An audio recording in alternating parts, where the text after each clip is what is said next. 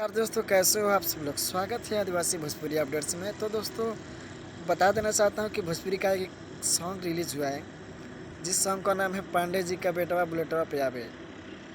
जिस सॉन्ग को निर्वा निरंजन जी गाए हैं और एक्टिंग किए हैं हमारे महेश पांडे भैया जी, जो बहुत कमाल का एक्टिंग किए हैं और वीडियो स्वैग से भरा हुआ है। और जाइए बॉलीवुड म्यूजिक वर्ल्ड पे ये सॉन्ग सुबह में रिलीज़ हुआ है और आप लोग जाइए, ढेर सारा प्यार आशीर्वाद दीजिए।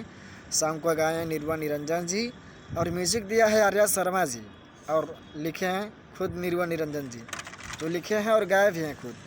तो आप लोग जाइए और ढेर सारा प्यार आशीर्वाद दीजिए ताकि हर एक कलाकार को मौका मिले कुछ करने का। तो आप लोग जाइए। और हाँ दोस्तों, इस चैनल पर जितने भी नए लोग हैं कृपया करके चैनल को सब्सक्राइब कर लें ताकि आप सभी को भोजपुरी की ऐसे ही अपडेट्स मिलती रहेंगी। तो दोस्तों, सब्सक्राइब करना ना भूलें।